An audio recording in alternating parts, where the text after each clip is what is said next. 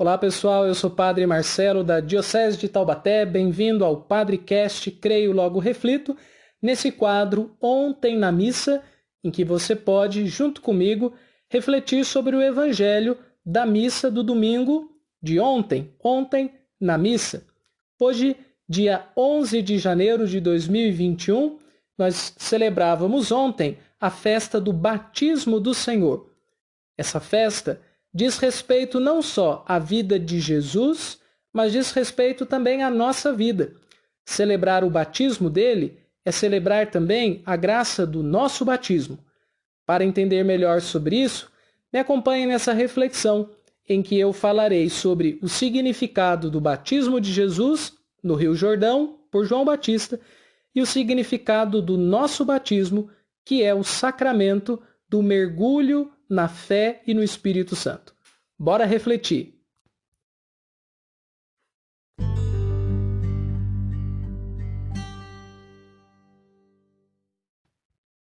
Em primeiro lugar, é preciso compreender o fato do batismo de Jesus. Por que Jesus foi batizado? Por que ele quis ser batizado? Porque diz o texto que ele foi até o Jordão, até João Batista, para ser batizado. Existe toda uma linha de estudos a respeito disso. Eu gostaria de apontar aqui duas coisas que aparecem no fato do batismo de Jesus. Primeiro, é a concordância de Jesus com João Batista. E segundo, é a inovação de Jesus em relação ao batismo de João Batista. No que diz respeito à concordância, nós sabemos que João Batista era uma espécie de líder espiritual que existia naquele tempo e que tinha inclusive seguidores. Há um trecho dos evangelhos em que nós vemos os discípulos de João Batista indo conversar com Jesus, perguntando se ele era o Messias.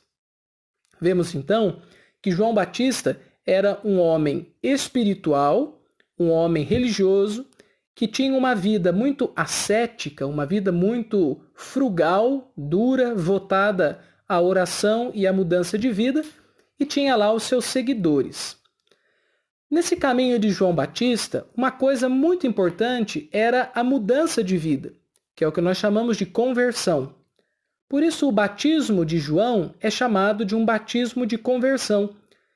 Era uma espécie de rito de iniciação em que se simbolizava a morte de uma vida velha e o início de uma vida nova. Todas as religiões possuem rituais de iniciação.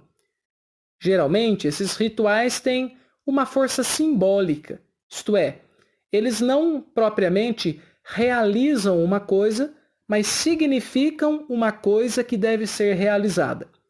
Por exemplo, no batismo de João, não se mudava de vida só por ser batizado, mas se iniciava um projeto de mudança de vida a partir daquilo, do fato de ser mergulhado no Jordão. Vemos então que o batismo no Rio Jordão representava, simbolizava, indicava uma coisa que precisaria acontecer, mas que não acontecia ali mesmo, que é a mudança de vida. Claro, era o início de uma caminhada, o batismo, mas era preciso fazer outras coisas. Era preciso caminhar no bem, era preciso deixar velhos hábitos, velhos costumes, velhos modos de pensar para se tornar uma nova criatura. Quando Jesus é batizado por João, ele está concordando, testificando, assinando embaixo esse fato. O caminho para Deus é um caminho de conversão. Quem escolhe seguir a Deus de alguma maneira não escolhe apenas uma opção teórica diante da vida, uma cosmologia ou uma compreensão das coisas. Também não escolhe só um jeito de rezar ou um conjunto de sensações obtidas na experiência espiritual. Quem escolhe uma vida religiosa escolhe um jeito de viver, porque religião é um way of life. Religião implica num lifestyle. Por isso, João Batista propunha um novo estilo de vida que deveria ser vivido no esforço, na luta, na resignação, no combate, nas opções novas. E Jesus está dizendo, é bem isso mesmo. Quem quiser seguir a Deus deve se preparar para mudar. Não existe religião sem mudança, de um ponto de vista mais profundo do significado de religião. Claro que nós encontramos pessoas que vivem as suas religiões de modo sempre muito superficial e autorreferente. A sua religião se tornou um lugar de confirmação delas mesmas. Não é mais um lugar de provocação delas. Religião deve ser sempre provocadora. Por isso, o cristianismo é um caminho de provocação. E quem escolhe ser cristão, escolhe permanentemente se deixar provocar pela palavra, pela celebração, pela vida espiritual, pelo conhecimento e, sobretudo, pela relação com os irmãos, com as outras pessoas, que é sempre um desafio provocador. O primeiro aspecto, então, é esse. Jesus se deixa batizar para assinar embaixo que seguir a Deus é um caminho de mudança de vida. E o segundo aspecto, mais teológico, diz respeito à força espiritual de Jesus. Se o batismo de João era um batismo de conversão, o batismo de Jesus é um batismo de santificação. E ele, mergulhado nas águas do Rio Jordão, santifica as águas, tornando-as ferramenta para a graça de Deus. Deus, ele age no mundo através de instrumentos. Ele age através do pão, se fazendo Eucaristia na Santa Missa. Ele age através do óleo, fazendo-se espírito, crisma, nas celebrações que envolvem as unções. Ele usa de pessoas para falar ao coração de outras pessoas. E é claro que ele usaria de algum instrumento para derramar o espírito nos corações. Então ele usa da água. O segundo significado do batismo de Jesus é esse. Ele é mergulhado na água para santificar a água e tornar a água instrumento de santificação. Ele não recebe o Espírito no batismo, mas ele dá o Espírito para que a água derramada no nosso batismo seja portadora de um espírito de início de vida nova, de santificação, de transformação. Esses são os significados do batismo de Jesus. Conversão e, ao mesmo tempo, início de uma santificação.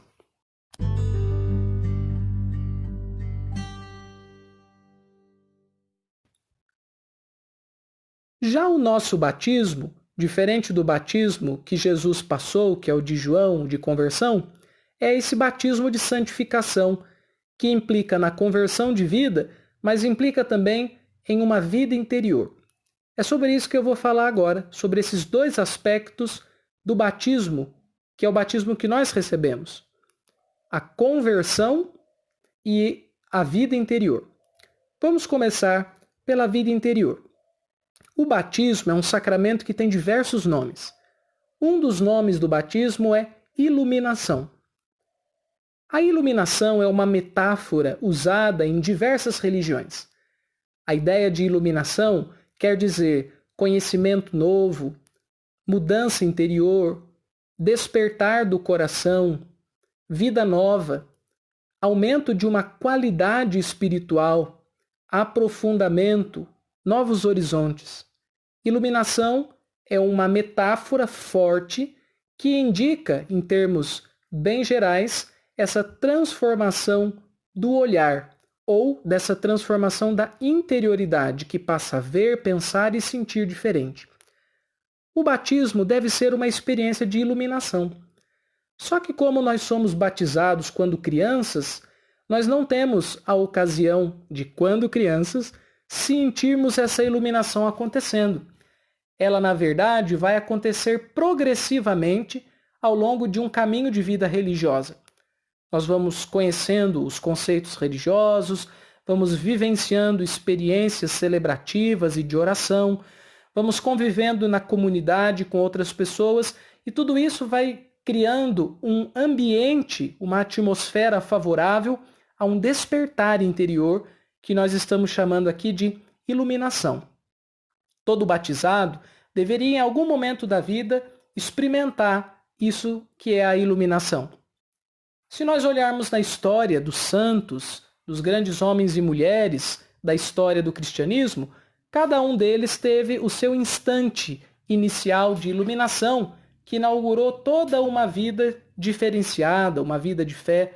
São os convertidos, por exemplo, como Paulo, apóstolo, que no caminho de Damasco vê uma grande luz interior, vê Jesus ressuscitado e os seus olhos do rosto são cobertos com escamas e 3 dias depois essas escamas caem e Paulo agora vê diferente. Temos aqui 3 ideias nessa conversão paulina, só para citar um exemplo. A ideia da iluminação, porque Paulo vê o ressuscitado, ele vê a luz no seu coração. A ideia de que a iluminação, ela fecha os olhos do rosto para abrir outros olhos, que são os do coração ou os da fé. E por fim, a ideia do sepulcro, porque ele fica 3 dias com os olhos fechados para caírem as escamas e ver de jeito novo. É um olhar morto e ressuscitado com o Cristo morto e ressuscitado, que ficou 3 dias no sepulcro e depois aparece no jardim para Maria Madalena e sucessivamente para outras pessoas. A experiência da iluminação interior é uma experiência impactante na qual todo o nosso ser ele fica consternado com uma realidade original, inédita não porque ela nunca existiu, mas porque é a primeira vez que nós entramos em contato com ela. E nós, consternados, como Paulo, temos os nossos olhos da vista fechados, os olhos do rosto. Isso quer dizer, nós fechamos o nosso modo de ver habitual e comum e passamos a ver com outros olhos, os olhos da interioridade. E, após um caminho com os olhos da interioridade aberto, os 3 dias, somos capazes de agora olhar novamente, mas olhar com um novo olhar, com uma nova qualidade de observação. Tudo passa a ser iluminado por aquela luz da interioridade. A iluminação é essa experiência de transformação interior que muda os olhos. E ao mudar os olhos, muda a nossa relação com a vida. Quem teve a chance de experimentar essa explosão luminosa que faz a gente ver além das coisas, através das coisas, sem negar as coisas, sabe do que eu estou falando. Significa alcançar uma qualidade de vida que vai passar por pensamentos mais profundos, por uma reflexividade mais complexa, por emoções diferenciadas, por uma profundidade de alma, eu diria mesmo um abismo. Se você já fez essa experiência, você tem a chance de renová-la através da vida de oração e outras formas de vida espiritual. Se você nunca fez uma experiência de iluminação, peça a graça para Deus. Ponha-se em oração, pratique exercícios espirituais. Ame o silêncio e a contemplação. Goste dos problemas e da reflexão. Procure sempre se desafiar na vida interior, mas nunca deixando de pedir para Deus a graça de que a luz apareça no meio do seu caminho, como apareceu no caminho de Damasco. Se isso acontecer com você, o seu batismo será ativado e a luz que foi infundida no seu coração pelas águas do batismo será então derramada como aquela água, só que derramada sobre os seus olhos, para você ver as coisas diferentes, a história, a vida, o outro e até Deus. Não deixe de procurar a sua iluminação interior, pelo seu esforço espiritual e pedindo sempre a graça de Deus.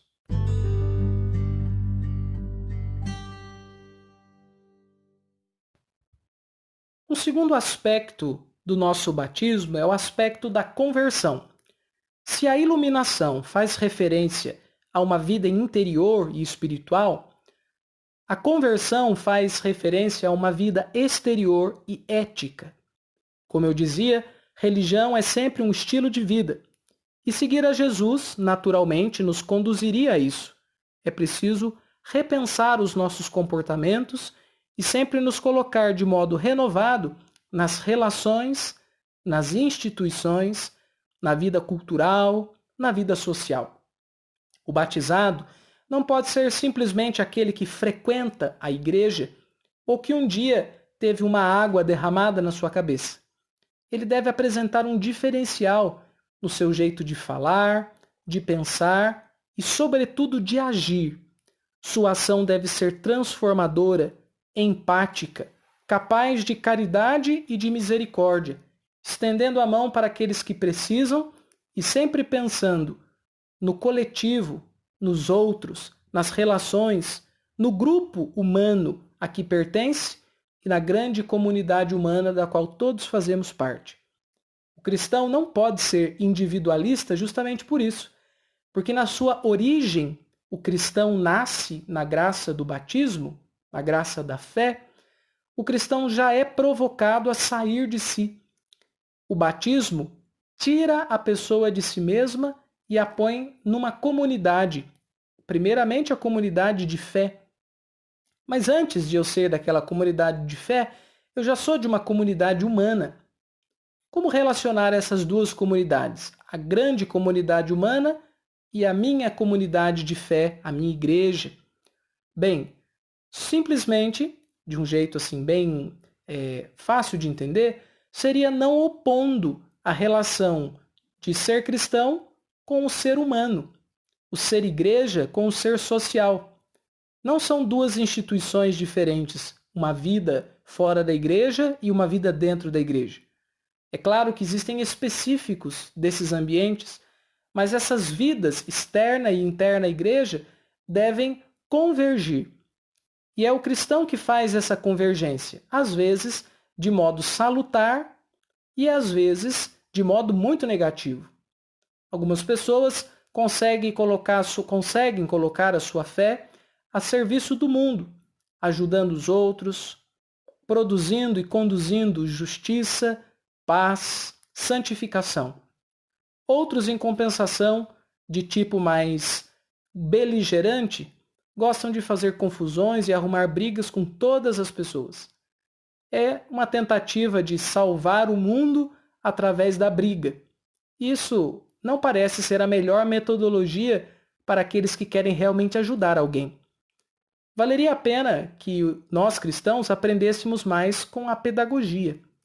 Nós ajudamos, ensinamos e edificamos mais com processos, com jeito, com qualidade, com qualificação, quando nós somos capazes de estar com o outro numa relação dialógica, numa relação de mútuo aprendizado e de apresentação da nossa proposta, e não brigando com as pessoas, com o mundo, porque elas não são o que nós esperávamos que elas fossem.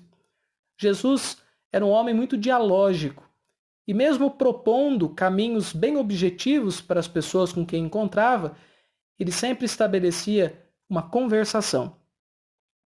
O convertido deve ser também um conversador. Gostar e procurar fazer da melhor maneira possível a conversação da sua vida interior com o mundo em que vive, da sua fé com as realidades da história. Desse modo, sua espiritualidade não vai ser apenas um rezar ou um ir à missa, que também são coisas importantes, diria essenciais na vida do cristão, mas passa a ser também uma pessoa de impacto real, no concreto, no dia a dia. Não podemos nos abster da necessidade de ajudar o mundo a ser melhor sob o álibi de que a oração resolve todas as coisas.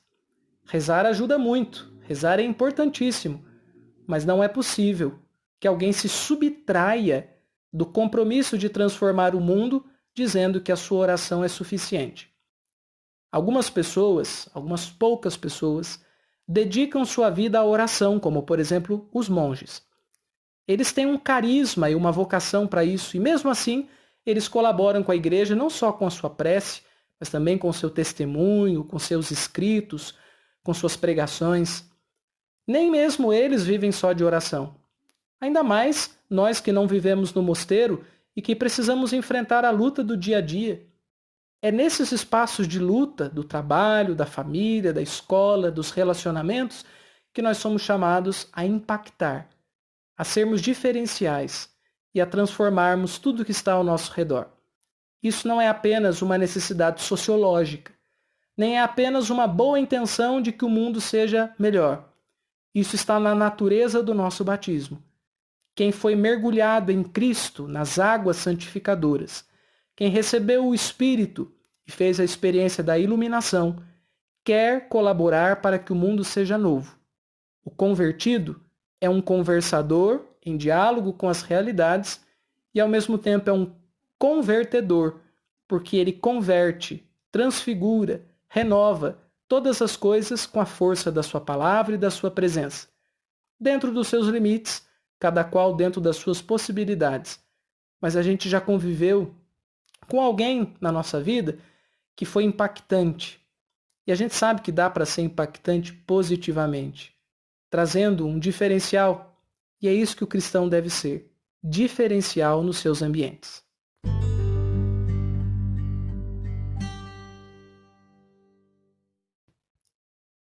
É isso aí, pessoal. Nesse Ontem na Missa, nós falamos sobre o batismo de Jesus e sobre o nosso batismo. O batismo de Jesus, que foi a assinatura dele para o caminho de conversão. Seguir a Deus é sempre mudar de vida, sempre caminhar na direção de uma transformação. Ao mesmo tempo em que o seu batismo era a santificação das águas que preparava o nosso batismo. Já o nosso batismo tem diversos significados, dentre os quais a iluminação e a conversão. A iluminação significa olhar o mundo diferente, porque o coração e a mente foram transformados por um toque de profundidade espiritual. Já a conversão é o aspecto do nosso comportamento. Como dizia Santo Agostinho, como saber que eu tenho o Espírito Santo em mim?